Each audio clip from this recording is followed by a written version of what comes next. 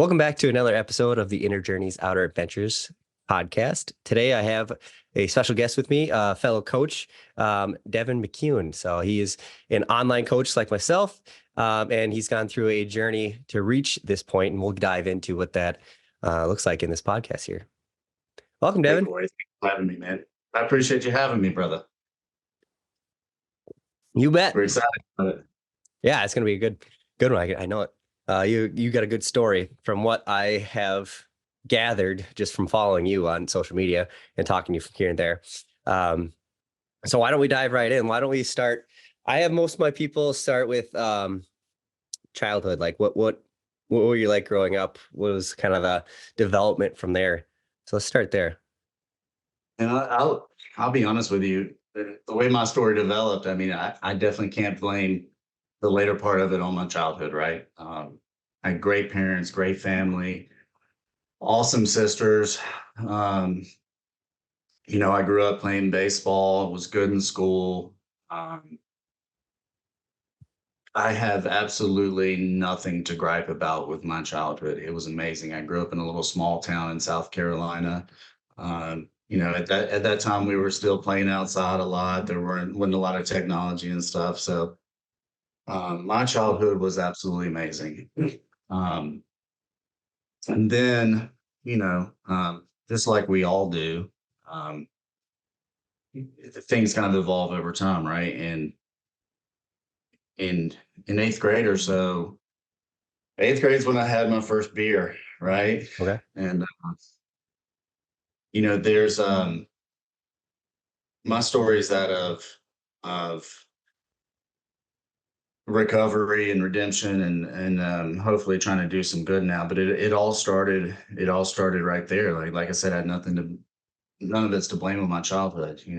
I got into that part where I was hanging around some high schoolers and stuff, and I had my first beer. And you hear those alcoholics say, there's two different versions of a story, right? Some of it evolves over time, and then some of it's almost immediate. Mine was one of those where as soon as I drank my first beer, I knew that it was something that I wanted to be a part of my life forever. Um, the connection I got from it with others, all that stuff, man. From that eighth grade day on and into high school, it was a big part of my life, almost an obsession, right? And I'll get into that a little more detail later in my story, but it was almost an obsession, and it didn't completely take over then at all. I still did well in high school and stuff. What else did you do in high school? So you said baseball was part of your life then? Baseball up until eighth grade, and then when I started drinking, I quit that. Okay. But I was still in high school. I was a straight A student, and still very, at that point you have mom and dad waking you up for school every day and making you get there and stuff like that. I was a good student. I hung out with a lot of older kids. I did take up, I was athletic. I still stayed in shape. It hadn't gotten to the point where, like I said, it wasn't taking over my life at that point. So I was still going. The gym, as soon as I got to high school, was an immediate part of my life. I started cheerleading. I was a high school cheerleader. Okay, cool. High school. So with that came weightlifting class. Yeah. And I fell in love with it. And in high school weightlifting at the time, especially, it was you just go in, you do bench, you do deadlift, and you do squat, right? Yep. That's what you do. That's all you do. I was like, I want to know more. I want to do more. I want to see what this is all about. And my mom's always been super active. She goes to the gym every day. She's always done that as long as I can remember. The YMCA in Anderson, South Carolina, religiously. So I joined there and started going. Yeah. So you got some good habits from your mother. Oh yeah, absolutely. Yeah, she's even on vacation, and even when they're at their house in the mountains and stuff, she's gonna go get her incline treadmill in and do some machines. She's gonna do that. And she's 65 years old now or so. That's Great shape. awesome. And she's been doing that for literally as long as I can remember. I'm 37 now. And it's as far back as my memory goes, mom was going to the gym. Yeah, so I joined the gym she was going to, which is a really cool gym. And it was all, it became an obsession too in high school. Um, there were a couple other buddies of mine that kind of got the same obsession with me. And we would every day after school, junior year, we'd go together. And that's what we'd do. We'd go to the gym. After we got out of the gym, we'd get in the sauna, we'd drink an energy drink, and then we'd drink a case of beer. That was our thing. And then senior year, I only had to take a few classes. Finished most of my credits by senior year, so I started working at the YMCA in Anderson, that gym, Okay. as a lifeguard. So I would go work in the morning lifeguard, then go to the gym, then go to school. So the gym has always been. It's never been hard for me to get there, if I'm doing the right thing, right? If my life is lined up like it should be, it's never. I guess I can chalk that up to my mother. I guess I just saw it as something that's what people do, and I enjoyed it. Yeah. It was a blast for me. Yeah. Me and you have similar similarities there. My dad is the one that pushed me to start working out. I was Yes. played hockey most of my early life. And then when I got into middle school, started playing football and really loved football. Football was one of my passions growing up. And I was small, like 120 pounds or less getting into high school. Yeah. So I needed something to compete with everybody else. So my dad's, Mhm. I think my seventh or eighth grade year, he pushed me to work out in the summer. So we had a little bit of weights at our house, and he said, if you work out all summer long, I'll give you $100. So there's a little bit of incentive there. But then I Oh, for learned to love the gym, just like you. Like it was part of my routine. I was addicted to getting stronger, how I looked, how I felt, how I performed. It was all very intoxicating. Oh, absolutely. Those strength gains come even harder to come by now as we get a little more advanced into it. But back in that day, man, I remember you'd go in the next week and your bench press or something's jumping up by 10 or 15 pounds, and you just feel like a grown man at 15, 16 years old. It's amazing. Yeah. Yeah, man. I loved it. Okay. So that's senior year. Um, you don't have as much school time, so you're more lifeguard, gym, and then what's after school look like? Still drinking with Same buddies? thing. I had a pretty serious girlfriend at the time, so I hung out with her a lot. But it was an every weekend kind of partying thing. But at the time, it didn't. It to me, I loved it, but it still wasn't getting in the way of stuff, right? Um, I was working, doing well in school, had the girlfriend. Everything was going beautifully for me. Um, that fall applied to University of South Carolina and got in, um, and got a cheerleading scholarship and an academic scholarship. Damn. So I pretty much just cruised through senior year because I only had 3 or 4 classes because it was so that was one of the best years of my life, man. Lifeguarding, lifting weights, and going to a few classes. I mean, it didn't get much better than that. Yeah, for a Um, high schooler, sounds pretty awesome. yeah, it was amazing. Um, but I did get in a little trouble on senior trip though. Uh, our they used to take, they don't do this anymore, but our high school would take the seniors on a cruise to Nassau, Where's that? into the Bahamas. Oh, okay. Yeah, and Damn, that's awesome. yeah, I decided to sneak a little Everclear on the ship in a big mouthwash bottle, and put food coloring in it, and I got caught by our principal, who just happened to be our next door neighbor. So I was handcuffed to him the rest of the trip. So that's kind of foreshadowing of the way my life would go for the next 14 years or so. Um, I, like I said, in high school, I was a good student, but I had my parents there holding me accountable, right? Right. I get to Carolina in the fall of 2005, and I'm coming off that senior year where things were easy for me, and I think I'm going to just cruise and do the same things I was just doing. And my parents had this deal with me that if I was cheerleading and I was in school and doing well, I didn't have to work. Um, Needless to say, that ended after first semester. Yeah. Um, I think I had a point 0.9 GPA my first semester because my thought process was I made straight A's in high school. I can do the same in college, right? I just didn't go to class. Had completely let go of the gym. And maybe worked out once a week with the cheerleaders or something when we had to or whatever, but that was about it. I completely let go of all that stuff, and it become probably a 5 night a week. I was going out and spending my parents' money that they were giving me to live on alcohol. Um, this is when if I was to look back over all of it, this is when it really became what we call in recovery is the mental obsession, right? My days started to revolve around when I was going to drink, who I was going to drink with, and how much money I had to drink, right?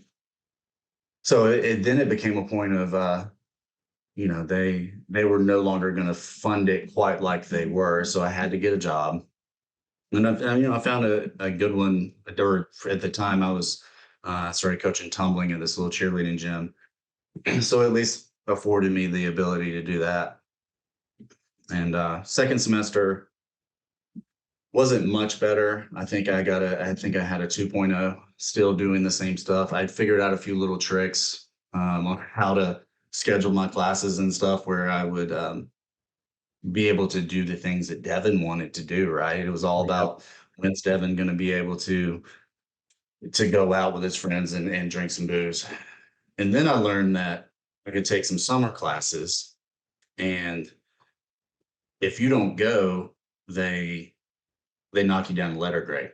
So it pretty much forced me to get in there, and I would knock out 2 summer classes a summer, and take one at a time, make an A in those to hold my GPA up.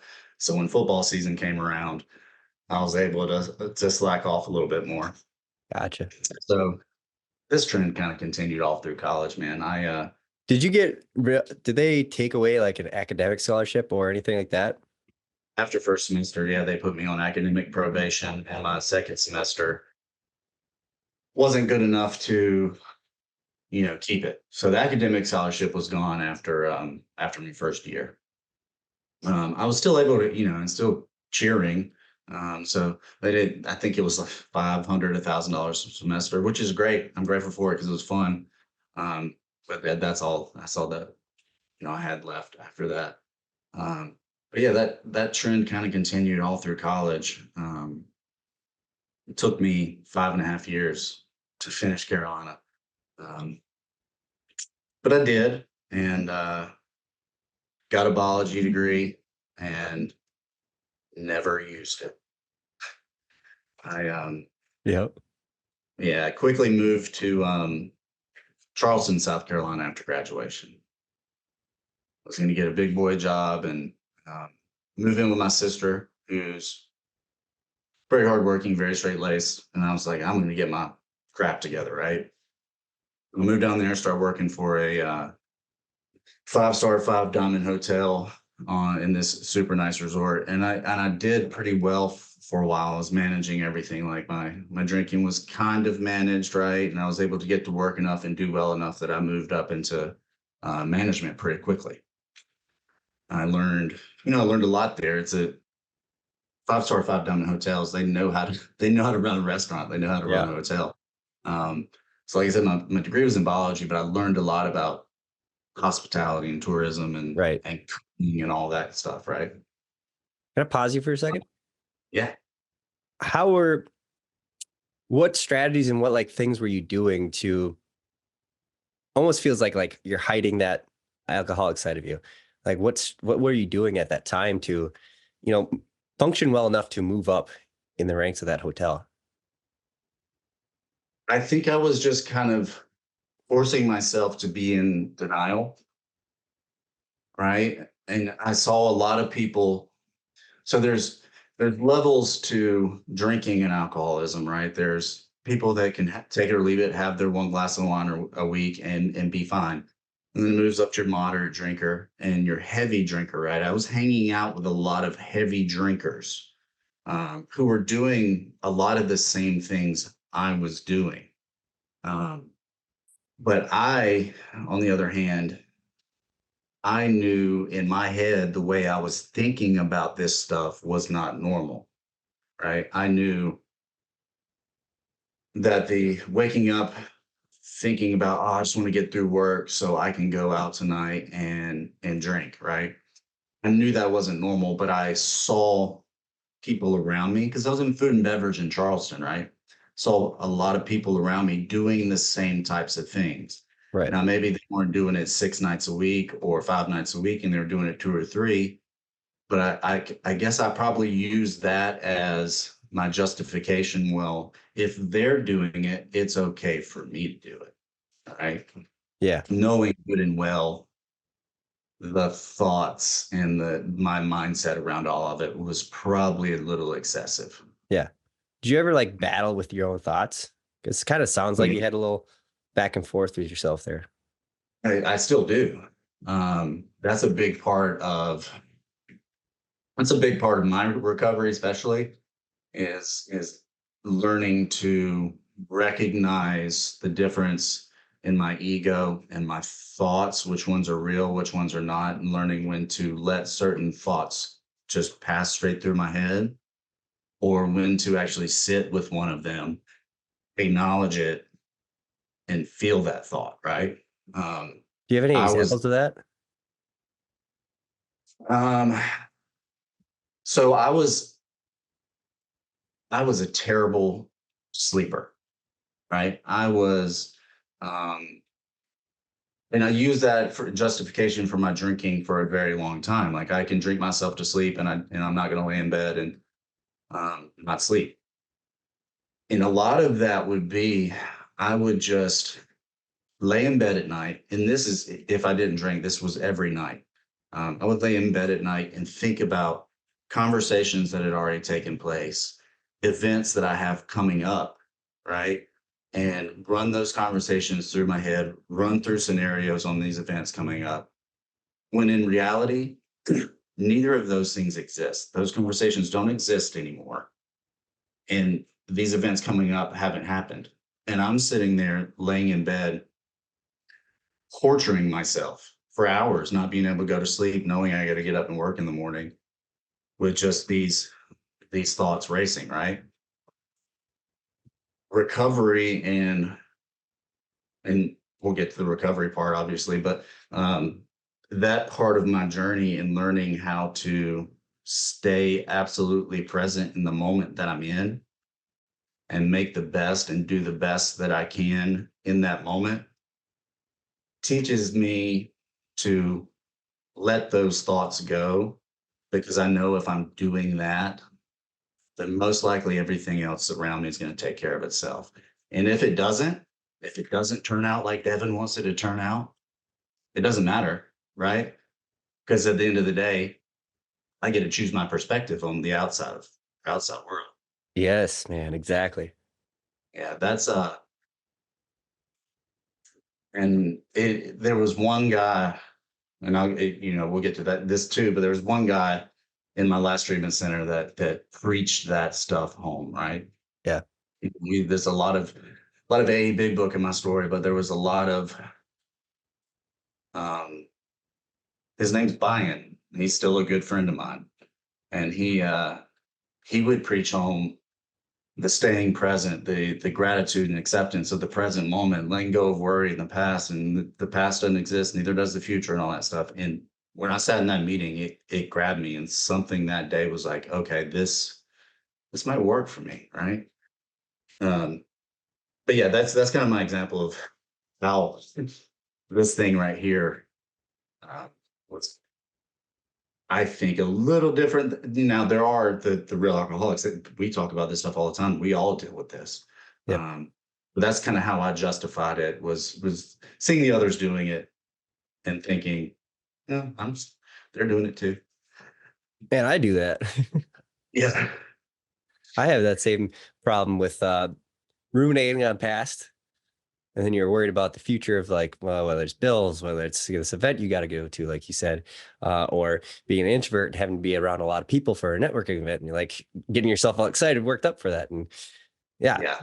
being in the present So moment is tough. what's and what's wild is a lot of people experience stuff like that, right? But what a lot of people don't realize, like in addiction and alcoholism, the drugs and the alcohol, those aren't the problem, right? Those are a symptom of a deeper problem, Yep. right? Yep. So even though a lot of the world experiences worry and doubt and fear and has running thoughts and stuff, we as alcoholics and addicts will will die because of it, because we'll end up overdosing or drinking, right? That's our symptom. That's how, for some reason, those of us that do that, I think it's initially because we just like to drink, right? And we find that it's an easy way to slow those thoughts and to slow our brains down a little bit. And that's our symptoms manifest that way, as opposed to some people, take medication for anxiety or depression and stuff like that, which a lot of us experience too. But Hmm. um, we get a little extreme with it, unfortunately, and it can kill a lot of us. Yeah. Yeah. So Right. um So we were just so talking where about your work in the hotel and how you're moving up to management before we got into that tangent.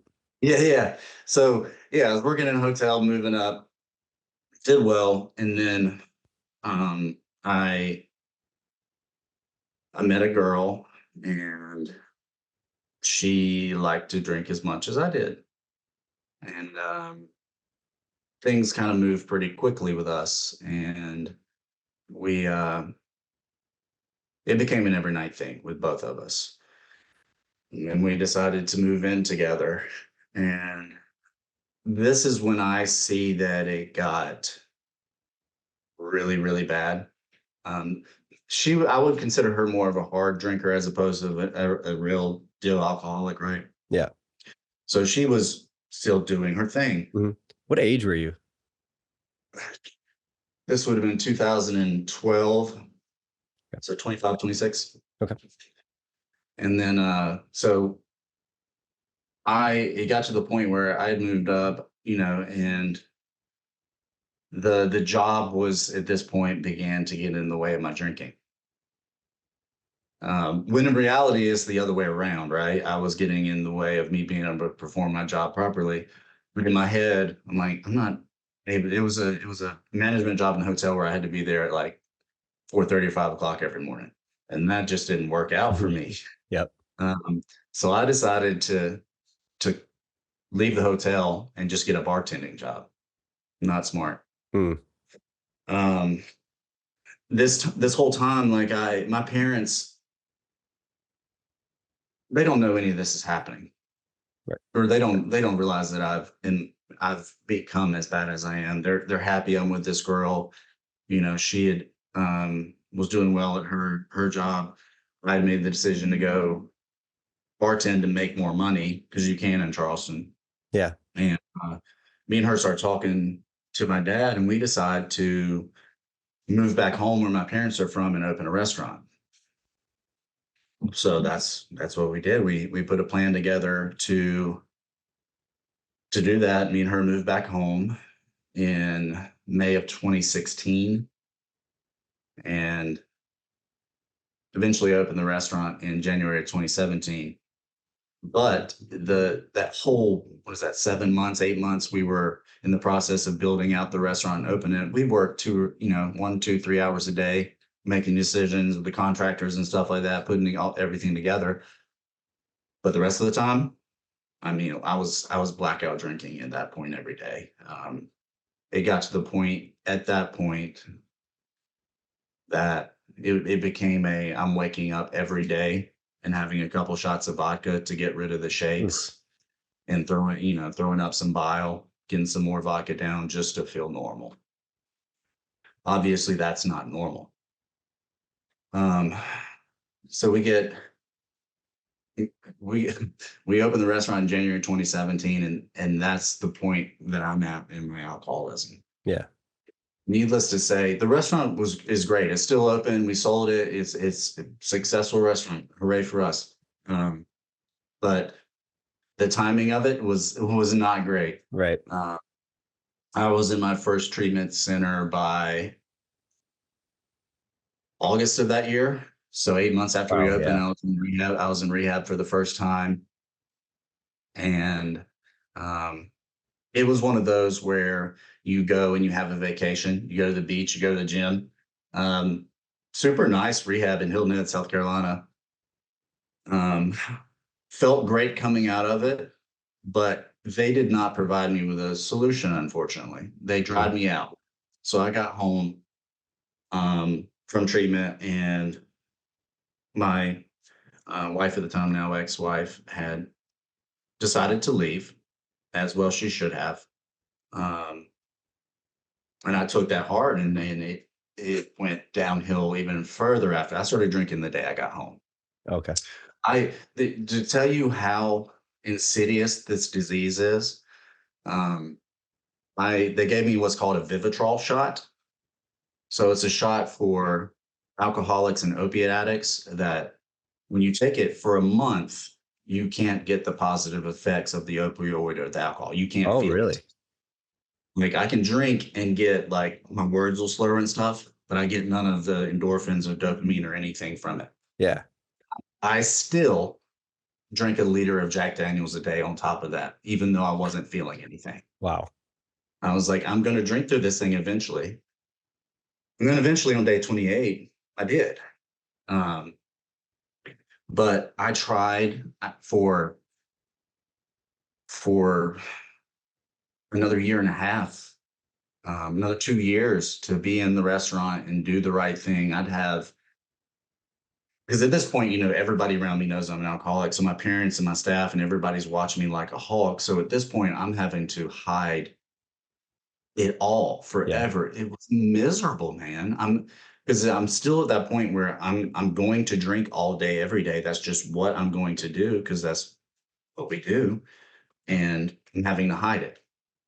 And I did well most of the time. And I'd have little stints of 20 or 30 days of sobriety where because I was trying, but it's not that I wanted it legitimately is not that I wanted to do this. It's that at this point I could not stop myself from drinking alcohol. Um, so that's what I did for another year and a half until I got found out again and ended up in my second rehab. Um, was dating another girl at this time, and same thing happened. I got home, she left me, and I Mm. started back. At this point, it started affecting my health to a point where I was having seizures. I was Wow. just unable to function. I couldn't leave my apartment. Um, that apartment was a complete embarrassing mess when we went to clean it up before I came to my last treatment center. Um, my parents came to pick me up for church one morning, and my dad found me having a seizure in my bed. Thanks. Luckily, because if he wouldn't have come that day, there's no telling what would happen. They gave me to the hospital, and they're like, "Well, I guess we're going to treatment again." And I don't know how we found this place. Oh, I do know. It was a person that my parents went to church with recommended. They're like, he needs long-term treatment. He needs to go somewhere long-term. And it was a place called the Owl's Nest in Florence, South Carolina. And I got there on January 8th of 2020 after detoxing at my parents' house for 3 days, hallucinating, and it was wild. Wow. um, And at this point, I was willing, and that's the big part of this. I was willing to do anything these people told me to do. I was, like I said, I didn't want to be doing this. Um, I was ready to surrender and listen and do whatever these people told me to do. And that's what I did. Yeah. You feel like you hit Uh, rock bottom at that point, and that's why your perspective changed? I feel like I know that I was done, but for a lot of alcoholics and addicts, even though they want to be done and know that they're done, they don't get that chance. So the rock bottom for a lot of people never really happens, and they just continue and run it until they end up in prison or in a psych ward or dead. Okay. Um, for me, I got lucky, grace or whatever you want to call it, that it just happened to line up that when I was really ready to put the work in, I found somewhere that was going to give me a solution. Right. Um, so I got there and I plugged in, man. And I haven't had any mood or mind altering substances since January 5th of 2020. Um, caffeine, but that's about it. Yeah. We all live Uh, off caffeine. for sure. The it came down to I had to find a new way to live, man. I had to find um, a higher power, right? And for me, that was realizing that I was not the center of the universe. Yeah. Um, that was me. That was what I decided to do for that, and it works for me. Um, we we as So alcoholics, can you go into that a little bit more? What do you mean by and it? Like you're not the center of the universe? So what mindset or change of perspective or belief was that for you? so I think a lot of it has to come down to kind of what we were speaking on earlier, about how I was so worried about the past and the future. It came down to me realizing that I am not my thoughts, and my thoughts aren't always the end all be all, right? That I have control over how I view the world and how I allow the world to view me and what I put out there. I was so self-important, right? It's we as alcoholics and addicts are selfish, self-centered people. That's just every single one of us. There's not a one of us that's not. You don't get this way unless you are. And I had to get to a point and realize that my judgments and opinions of the world and everything in it and the people in it don't mean anything, right? Um, what matters is gratitude, acceptance, love. Those things are what matter. And it's not to go from just naturally being a selfish, self-centered person. It's not easy to flip that perspective, right? It takes a Yeah. lot of introspective work, and that's the 12 steps did that for me. Having somebody tell me what my character defects are. How are you a bad? Like that's part of it. You're a bad person because, or not a bad person, but these are your things in your character that you probably need to change, right? Hmm. Um, hearing those things told to me by somebody, and it was somebody that had already had their spiritual awakening or their personality change, right? Having them tell me that and seeing that it was working in them and seeing how light they were and free, right? Yeah. I took it to heart and I believed it because even when I feel like a lot of people, even when they have these character defects that just naturally come out of them that aren't great, they know them about themselves, right? I know I did. They're just not easy to change, and I still struggle with them sometimes. Yeah. It's a But lifelong process. yeah, hearing those things told to me directly, saying, "Here's your problem," right? Um, that night, after hearing that and saying a prayer to let those things go out of my life, I had the most sound night of sleep in my entire life. Wow. And that's when I was like, okay, this this might work. Maybe I'm not doomed to die an alcoholic death. Maybe I'm not an asshole. Maybe I'm not a terrible person, right? Um, and from that day forward, life just looked different to me. Um, I make a big part of this whole thing for us is service, right? And Yep. I make that a big part of my life. It was hard for me, um, and we do that because we're selfish, self-centered people, Right. and Yep. that was something to show some altruism, right? Um, it was hard for me. I am not, and starting this whole coaching thing, like putting myself out there on social media and getting in front of people and talking. That's not me. I'm a very introverted person. They're the same, So man. yeah, they they wanted me to start doing workshops at the treatment center about alcoholism and addiction and the 12 steps and stuff. And I tried it. I gave it my best shot. I would just get up there and talk for 5 minutes, and then I'm like, I don't know what else to say. Because Yeah. I'm a very direct communicator and stuff like that. So if that didn't work for me, so I'm like, what am I going to do? What do I have that I can give to people? Yeah.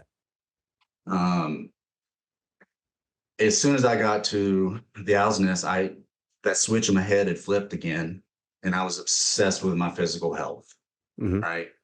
Um, and I had a lot of downtime. So I was using that to take in every bit of information that I had missed on exercise science in the past 12 years that I had been treating my body like a dumpster, Hmm. right? And I did that I lived at the Owl's Nest for 17 months.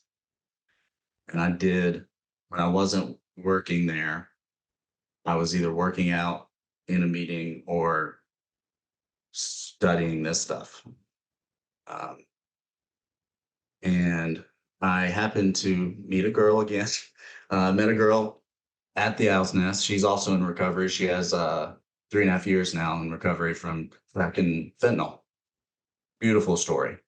Um, we're still together, but she's like, I started helping friends um, with their weight loss or getting fit and stuff like that around there. And I was just doing it to give back.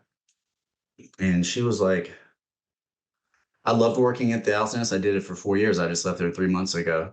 Hmm. But she's like, why don't you start a business? It was like, because everybody I was working with was having great success. They were loving what we were doing. Um, it became something that I could communicate about effectively because I loved it so much Right. and I knew so much about it. Like my girlfriend, she does workshops at the Alcina. She knows the big book from front to back. She can talk about that for 2 hours straight without taking a break. That's how I am with health and fitness and nutrition and stuff like that. Hmm. So I was like, so I kind of put myself out there, and um, I took my first client, who was an old high school friend, right at 2 years ago now online. I just put a little post out there.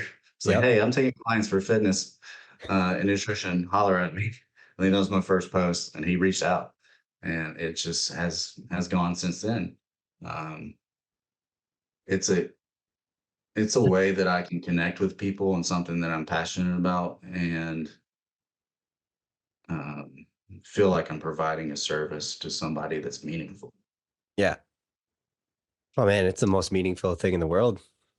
If you Yeah, could change somebody's health. absolutely.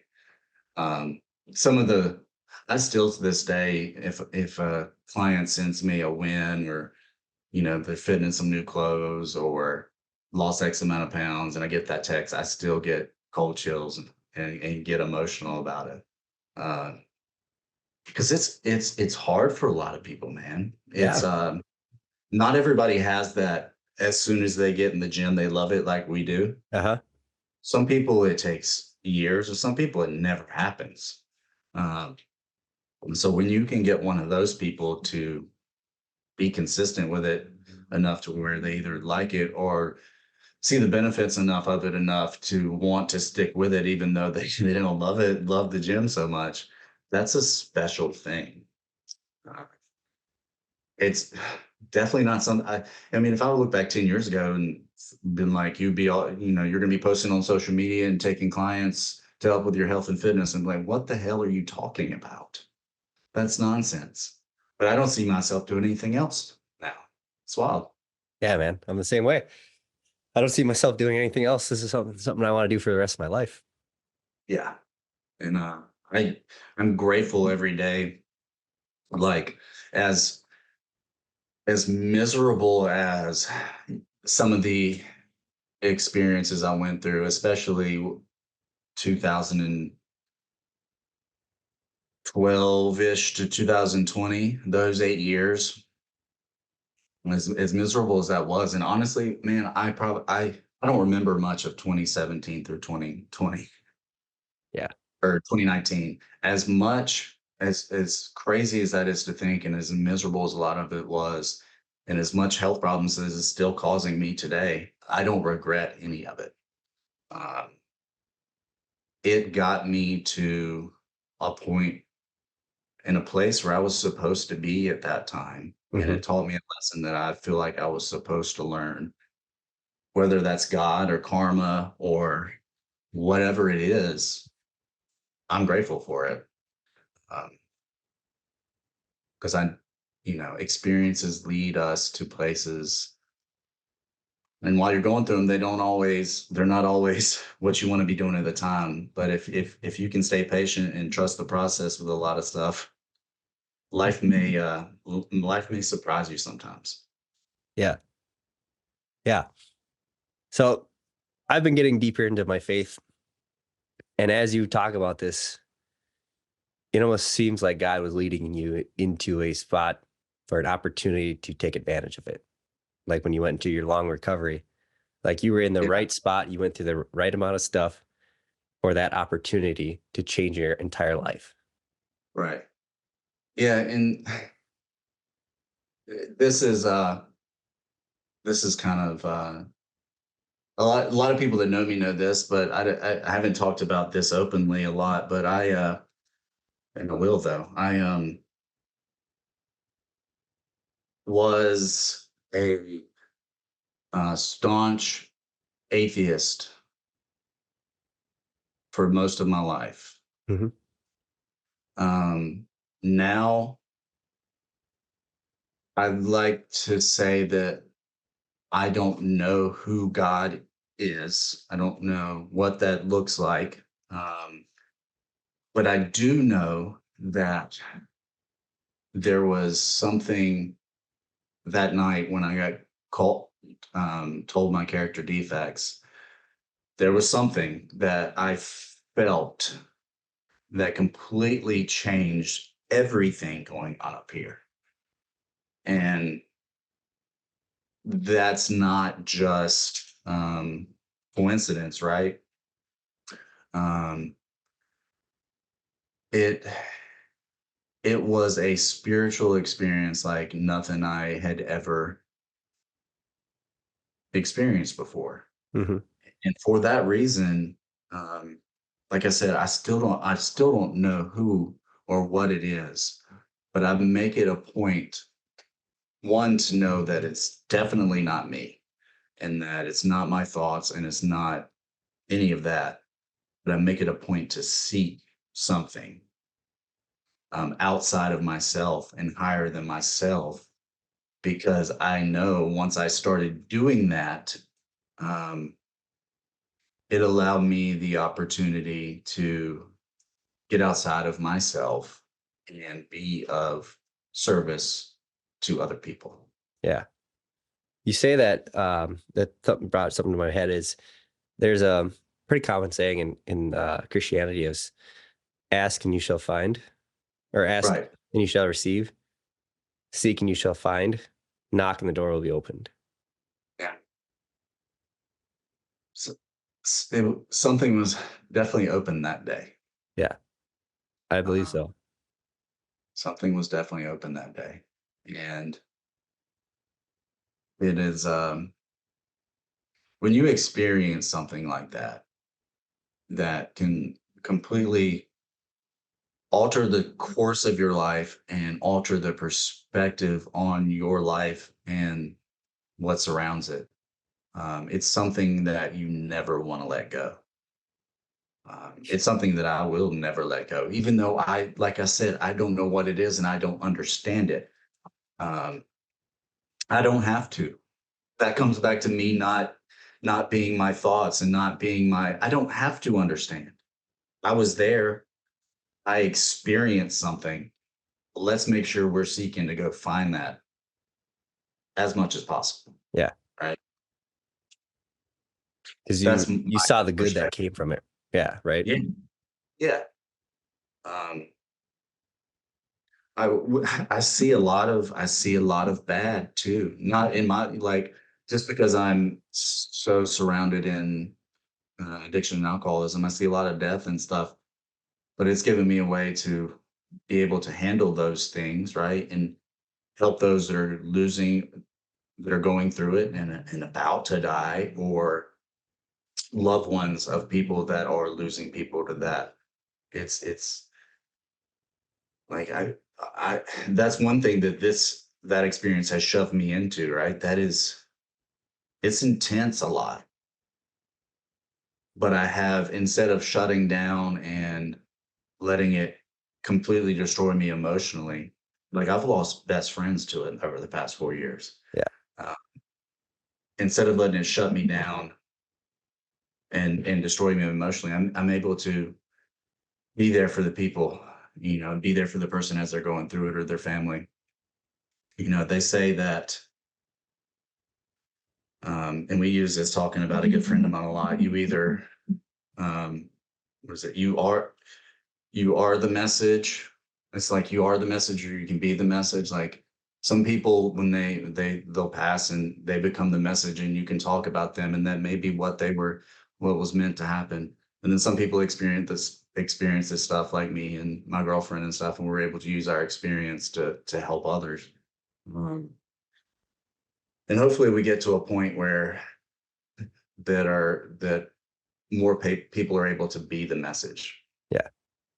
Right? There's a lot of people that are the message right now that are dying from this thing, and it's tragic. But it was an experience, and it still is every day, and I'm grateful for all of it. Hmm. Now, how have you taken this new perspective on life, these things that you've learned the past 4 years, and you've applied that to your coaching now? So, like I said, I wasn't much of a as an introvert. I wasn't much of a outgoing person, right? And this coaching thing is super personal, especially for some. Some there, you have some they'll take it on and run with it, and some you have to really dive deep um, into things with them. That is not something that I would have cared to do in the past, um,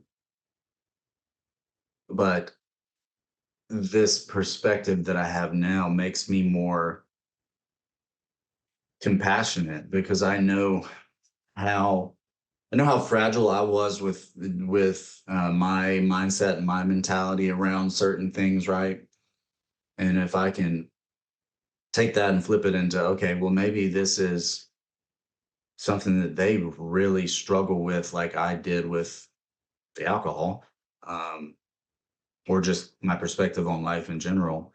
It helps me to be more compassionate with them and be able to relate with them on a level that I don't think, if I would have tried to do the if I had even if I had um, the knowledge that I have now about nutrition and fitness and stuff, even if I would have tried to do this 5 years ago, I don't think I would have been able to communicate effectively enough with them and get to a level with them to show them that I cared, because it probably would have been some fake caring, right? Yeah. Now I can genuinely say that I do want the best for all of my clients, and I want them to get the feeling from this stuff that I get from it selfishly, because I know what that can be like, and I know just how life changing that can be for someone. Hmm. Um, and so I think that's the main, that, and a lot of times, um, taking feedback from clients or them communicating stuff to me that, um, they're loving or disliking, right? Um, I feel like my perspective 5 years ago would have been like, well, this is the right way to do it, to just do this anyways. Um, and now I have a better understanding of just how different people are and their mindsets around certain things. And when somebody communicates something like that to me, I have nothing but gratitude for it, that they feel comfortable enough that they can communicate that to me, right? Communicate that they're struggling with something or they don't like something about the program or what have you. Yeah. Um, it's almost, I almost feel honored instead of offended now. Do you get Mm. what I mean? Yeah. Hmm. Yeah, I totally get what you mean on that. Um, I'd say earlier in my career as a personal trainer and online coach, I felt the same way. Like, this is the way I've done it before. This is the way that I've researched how it's supposed to be done. I don't care what you think, almost, Yeah. right? Like, you Yeah. should do it this way. Why aren't you doing it this way? And then I've also struggled like with, I want something that you don't want for Yeah. you, right? Yeah. Like, why don't you just want to build like 15 pounds of muscle? Why do you just want to lose weight? Yeah. Like, why don't, this would change how you look and how you feel and everything about you. It's like, why don't you want that? And it's hard That's to step out of yourself mhm. and then be completely all in with what your client wants, Yeah. regardless if it's good, bad, or otherwise, that you think. If that's what they want, you have to help them get there. That's a good point. Yeah. I definitely dealt with that a lot initially. Um, first starting, people wanting to get a little more lean than I think they should, or, Yeah. you know, um, but at the end of the day, as long as you're helping them to do it in the healthiest way possible and you're not causing them harm, even though maybe you should not be doing this, it's our job to help them find what they see as their best selves, right? It's our job to do that. And it's not always going to look exactly like the way that we think it should. Yeah. And that can be applied to life too, man. Oh, Uh, yeah. life, one of my biggest lessons was learning that life is just life, right? It's not, it's the contents of it don't dictate whether I'm content or happy or angry or mad. I decide that. Life Yeah. is life is neutral. Life is life. And that was a big game changer for me. Um, Man, if more people could realize that, they'd be yeah, they'd be happier. for sure. Regardless of whatever circumstance you're in.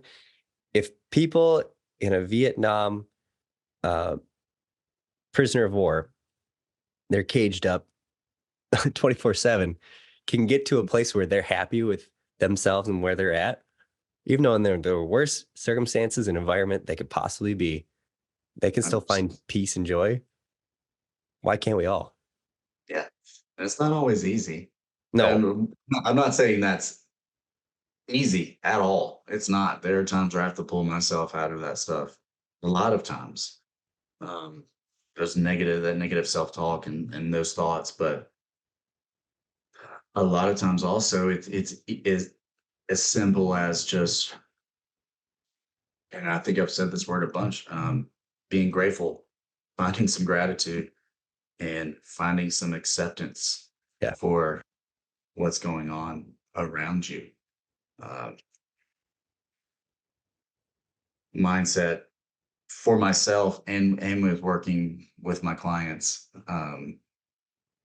The mindset I have now is that of which I think can do is great for being a coach. 5 years ago, it's not. Um, What's your and process like for helping clients with mindset? um, it's again, it's a lot of talking about gratitude and acceptance mostly. Mhm. Uh, we have some of them journal, and write. Um, Not everybody, it's different for everyone, right? Um, Not every, a lot of people are just happy go lucky, right? And they're just glad to be rocking and rolling. Some of them are those that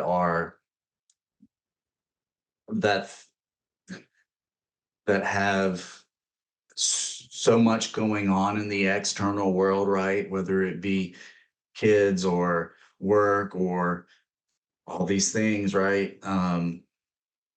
That it just becomes so hard for them in the way they look at it, right? To prioritize themselves. My my point with these types seem to always have some sort of, for lack of better words, excuse about all these things going on outside of them that are causing them to forget about themselves. Is you are able to get all these other things done like jobs and kids and sports and cooking for the kids, right? Because you give them priority. Take a second to imagine if you were to give yourself just an inkling more of that priority, right?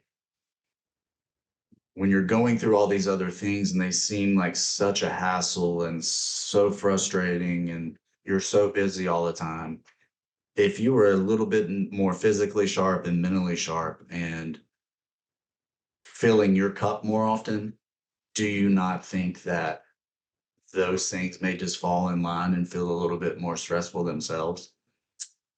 So that's kind of how I work on that with them. Like, even though you feel like you have no room to fit all this stuff in, and yes, like some people are more busy than others, but that doesn't mean that there isn't a couple hours a week that you can exercise, right? And then there's not a couple hours a week that you can plan ahead and think about your food, or there's not 10 minutes here and there that you can walk out your front door and go walk a block around your neighborhood. Um, for Yeah. some people, those things seem insurmountable, right? Um, but if you can start with one of them for a couple weeks and then add some in, if you can get all those things to click, I think once you do, it's a pretty quick, like, I'll get that text all the time. Like, it takes us weeks to get all this stuff to fit. But as soon as it fits, they're like, holy crap, I feel relaxed and I feel good and I don't feel stressed anymore. What's happening? I'm doing more. I'm like, yeah, yeah, you are. But a lot of that you're doing is now um, benefiting your mental health, is benefiting your physical health, and your body and your brain are gonna send you some signals to tell you, hey, let's keep doing this, right? Mhm. So that's kind of how I work on that with, um, especially those super busy people. Um, Yeah. So it's adding one thing at a time, slowly, making sure it's not completely overwhelming them. And yeah, then they're realizing the benefits and the stress relief of exercise, of fueling your body properly, of eating good, clean foods rather than whatever is most convenient, most easy to do, right? And Yeah. I mean, I work with business owners and high achievers. They're all the same way. They're All working of so hard on their business, they have their family, and they neglect themselves and their health. And then you talk to the ones that are older, and they're like, I wish I would have taken care of better of myself when I was in my 20s and my 30s. Yeah. And I bet those business owners, man, I work with a few of those like super high end executives. That's not like my target or anything, or uh, my niche, if you will, but I have a few. And when they're able to make that switch, man, it's almost like a light bulb goes off in work too. Yeah. Like they've poured so much of their lives into their work, into getting to where they are. They've neglected that part of their themselves for so long. When they can add that back into the equation, their performance at work is just going to improve as well. Yeah, man. It's crazy how you don't realize that. You don't Yeah. realize how burning the candle at both ends, getting less sleep, and not taking care of yourself. You don't think like, oh, if I add in exercise, that's going to improve my performance at work with my family, Yeah, with seems relationships. counterintuitive. Yeah. Yeah, You're like, I'm putting more work in. yeah, You are, but it's actually helping you, not hurting you. right. What Newton's law is that? An object in motion remains in motion. Whatever was that second law Inertia. or Yeah. something? Yeah. I think Yeah. that's Um, first, second, something it like kind that. of yeah, it kind of works for this, right? I know when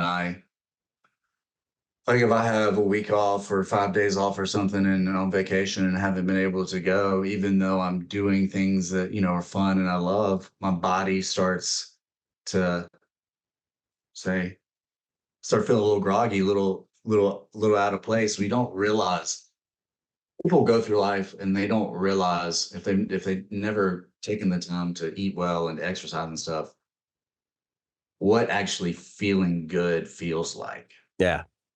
What actually being mentally clear and mentally sharp feels like, what being able to bend over and pick your dog or your kid up without feels like. And it takes some habits to build, but it really doesn't take a whole hell of a lot No. um, to make that change to where, oh, I feel awesome. Yep. Yeah. I agree with that. Like, it doesn't take that much to make yourself feel better. Like, No, really, honestly, you could do 2 hours a week and you would feel better. Four yeah, days, 30 minutes of working out. absolutely. Yeah. Yeah, I have some of my clients I have that they go to the gym twice a week for 45 minutes. Go on some walks at night, eat more protein, vegetables, and fruit, right? And that's where we worked up to that, right? Yep. Uh, and it's been an absolute game changer for them. Um, People think that you got to get in there and do clean and jerks and CrossFit and run, half marathons and stuff like that. Which those are all great. Not knocking on those things. Those are awesome. Do those if you enjoy them. But for the majority of people, they don't need to do that stuff. It's not necessary. Get in Planet Fitness, eat more protein, go on some walks, go to sleep a little bit earlier. And Yep. then give that 3 months, 6 months, and you'll be a completely different person. Hold up, Devin. Don't be giving away all the secrets here. We still need jobs. I'm just kidding. Yeah, that's true. That's true. Especially with AI coming, man. Yeah. They'll create even crazier stuff for them. Yeah. Oh, no, it's honestly that simple. Like, Yeah. and I've seen almost too many people now where they're trying to kill themselves working out. Mhm. So my gym used to be a CrossFit gym. We're more into functional fitness now, of like what I call functional bodybuilding. Right. Marcus Philly created it. So if you ever heard of him or follow Mhm. him, it's essentially pairing bodybuilding with CrossFit, so functional movements with building up your muscles. And I think Yeah. it's way better because you're more under control. You're not pushing a red line, and you're not having your heart rate max the entire time you're working out. Because I've seen too many people burn themselves out of exercise, of having too high cortisol levels, and they're feeling burnt out, and mentally, physically, it shows. So physically, their bodies are breaking down. They're either injured, or they're carrying more fat than they want to, or they're mentally just not in it anymore. Yeah. And especially for those that are coming into this thing that are not like us, that don't just want to get in the gym, throwing all this huge stack of things to do with them to say you got to do this to get into shape or feel better, right? Even if that's just the goal is to feel better, um, it's a little unnecessary, and you see a lot of it.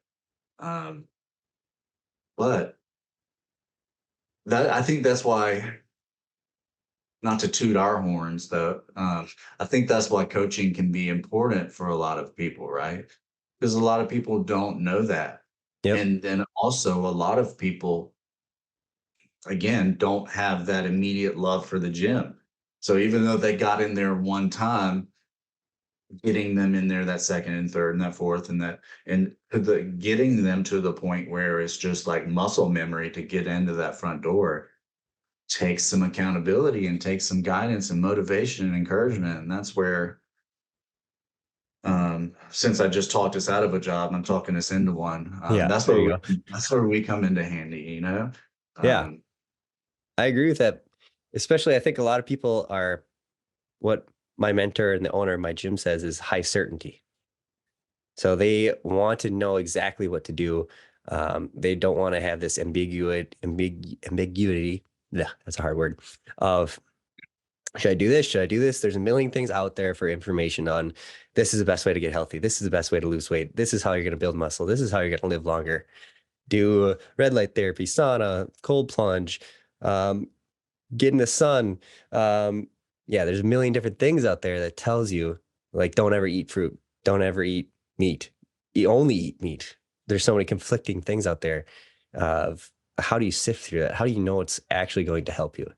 And that's yeah, definitely where we come in and cut through all the bullshit, tell you what you actually need to do, make it simple enough that way you can do it and get the results and feel the way that you want to feel. 100%. Yeah.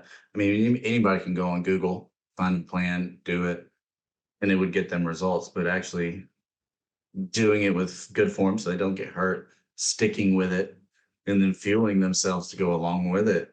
You know, those are things that just aren't common sense for a lot. And especially, God, man, now with TikTok and which I love, it has a lot. If you know what you're looking at and know how to decipher between good information and bad information, stuff like that can be super useful. Um, but there's so much bad information out there. And I don't think a lot of people mean harm with it, right? There's so much nuance in exercise science and getting people fit and what works for some and doesn't work for others that people hear things and think of it as an absolute, right? Yep. When in reality, there are very few, if not zero, absolutes in this stuff that are going to get people where they want to go. Now, are there things that probably will work better than others for most? Yes. But are there um, things that absolutely have to be done for everybody? No way. And that's where it can get confusing because those Instagram ads or they're catchy, right? And the editing looks good. And man, this looks like it was expensive to make. He probably knows what he's talking about, or she probably knows what she's talking about. Yep. Um, it can confuse the hell out of people. Um, because yeah, there's so much nuance to all of this stuff and figuring out how to fit those puzzle pieces together for each person we work with, or a person to figure out how to fit all those puzzle pieces together in their life. It's confusing. Yeah. Um, Well, there's the other piece to that is like, do you have the time, energy, and resources to look all this stuff up, trial and error it, and see what works for you? Like that could take a long time. yeah, I did it. It took me a year. It took me 2 years to do it. And that's what I did. But I was in a situation where I was in treatment and I had the time to do it. Um, Most, if not all people, don't just have that many hours in a day that they can spend, one, researching this stuff, and two, experimenting with it. Yep. Um, But luckily, some people have done that. And, I'm grateful. I say I didn't use my major in college. But one of those tricks I was talking about to keep my GPA enough where I didn't get kicked out of school was, um, you had to go to labs. If you missed one, you were done, Yep. right? So I would stack labs in there that I didn't necessarily have to take and it would help boost my GPA because I knew I had to be there. I'm going to fail the class, and it got me good at reading research papers. Yeah. Yeah. Yeah. So that was a skill later on that I didn't use for so long, but I was able to bring back out a few years ago that I found super helpful. Because there are places that you can look, PubMed or whatever, Hmm. that the information, if you know how to read a study and you can see if the study was done in an effective way, there are places that you can get reliable and good information, and that's one of them. Uh, So I guess I did get something out of my degree. Yeah. There you go. What would you say makes the best client? Like thinking of all the people you worked with, and me and you together probably worked with close to 100 people. What makes the best client?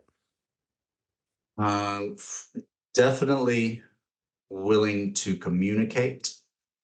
Um, I've had some, and a lot of times it is those busier professionals, that are hard to get in touch with or are hard to get to give you feedback and stuff like that. It makes it a lot harder for me to do my job to the best of my ability if you aren't communicating with me. If you aren't telling me what's working, if you aren't telling me how you feel, right? That's the important one. You aren't telling me if you're happy. That's the last question on my check-in forms each week is, are you happy? That's super important. Um, so that's probably number one, providing feedback. Number two, uh, and then this is important for me in life, but this is also important I think, for a client to be successful with a coach is willingness, right? Willingness and open-mindedness, right? Willingness to take feedback and guidance from me, right? This is a personal experience. Let's get vulnerable. Let's try something new, um, to get that way. And open-mindedness in a sense that some of the things or a lot of the things we're talking about with our clients are foreign to them or new to them, right? Especially if they're in their later years, which is what I work with primarily. They're so set in their habits. So being open-minded to take in the things that I'm bringing to the table because it's so new to them. Um, Open-mindedness, willingness, communication, Feedback. take feedback. Yep. Yeah, I agree. Um, I think it's in precision nutrition, but there's also another book I read called Motivational Interviewing. And it talks about, are they ready, willing, and able to make the change? Mhm, So if you're not ready to make the change, obviously you're not going to do anything about it. If you're mhm. not willing to make the change, you're not going to do anything. You can be ready. You're like you had a couple times in your recovery. Like, I don't want to drink anymore. I'm ready to stop this, but you Right. weren't quite willing yet. Sure. And then you have to be able to actually put into practice the things that are going to make the change happen. Absolutely. Yeah. And just like this is applied to my recovery and clients, it willingness is such a it's thrown around a lot, but there's so much to be said for that word willingness, right? You can say you are, but actually but saying it and really being ready to surrender to it, right? All right, let's actually do this. That is a tough step for people to take, right? Hmm. That is a that is a and a lot of people never will. And that's why you see so many people hopping in and out of these diets and these quick fixes and stuff because that willingness never becomes real. They say they want something, they get a plan to do it, and they start doing it, but they've never actually jumped into being absolutely willing to do what needs to be done for them to get where they want to be, Yeah. which can look different for everyone. Yeah. I feel But like that's like the psychology of that. I think that's a vulnerability because you're accepting a flaw in yourself and you have to actually accept that there's something that in you that isn't perfect that actually would change and help you. But if you are so stuck in, it's also like an identity thing. Like your identity is this body or person that you currently are. And mhm, in order to effectively change, you have to shift, change who you are and who sure, your identity is. And that's a really hard thing for people to do because they've right. only known one way their entire life. And if I have to change that one way, that's scary. I don't know what that looks like. I don't know who I am. Humility is a bear, right? I mean, that's what it takes. Um, humility and willingness go hand in hand. And I still struggle with humility sometimes, man, and I think everybody does. But it's one of the most useful and honorable traits anyone can carry, that's for sure. It's just a tough one to be genuine with. And a lot of this that we're talking about, the willingness, and it takes actually being genuine with your intentions and your thoughts, right? Do I actually want this? And am I actually willing to humble myself and do what it's going to take to get it done? That's the big shift into what can take you from, you know, losing a quick 5 pounds and being happy with that and going back to your life, or deciding to make a lifestyle change to set you up to be in a much better position 20 years from now. Yeah. Yeah. I think a big thing for anybody that's watching or listening right now is what we are just talking about here, that willingness, that humility, that change of identity. If that's something you actually want to do, you should sit down with a journal or just thinking about it 10, 15, 20 minutes by yourself with silence. Think about what your life wants what you want to look like. Is it the same as now? If you can project how you feel right now into the future, you want to look and feel like that in the future, or do you want a different path to go along? I think a lot of people are so busy or make themselves so busy that they never take that time right there to have an honest conversation with themselves about where they want to be. Yeah. And that's a tough one to do, right? Because at the end of the day, when you're sitting there writing those things, the things that you want out of life, you're writing those things down knowing that, all right, I haven't done these things yet, and that's on me, right? Um, so it's kind of a gut check right there. That's what makes it so tough for people to um, get retrospective like that and look into the future and really think. am I doing right now what I could be doing um, to set myself up in the future? Because truly, that's what we have, right? We have now. Um, and that's why I harp so much on I posted a lot. Like tomorrow's Monday, you've been saying Monday forever. Yep. Like that in itself, thinking about, and I know this because I've talked to clients, that causes them grief and stress. Like I always tell myself I'm gonna do this and I never do it. Yep. Right? That's that's rough. I Well, that's mean, the because number you one way to cut down your self-worth is not right. keeping your word to yourself. Mhm. And your confidence. If you and it's the easiest way to build confidence, right? Yeah. Say you can do something And do it. and then find a way to make it happen, right? And it doesn't have to be perfect, and it doesn't have to be if you got to ask for help because you don't know how to do it, so be it. But taking that step may be hard to do that, to ask for the help or to get started. But once you do, that confidence boost you're going to get from it, pretty awesome. Yeah. I mean, if you have low self-worth, low confidence, make it easy to keep your word to yourself. Don't say I'm going to lose 50 pounds and that's down the road. Say you're going to do something today and do it. I'm going to go for a Mhm. 5-minute walk. I'm going to go for a 10-minute walk. I'm going to eat a bowl of fruit. Exactly. Make it easy to do. Yeah. Yeah. Expectations.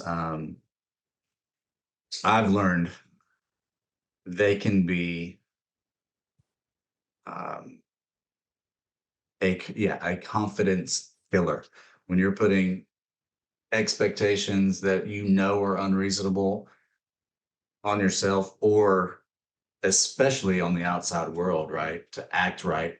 Like I expect these people to respond like this, do these things. Yeah. Oh, man. When you put those expectations out there, you're setting there's a difference in having expectations of yourself that are unreasonable and having expectations of others that are unreasonable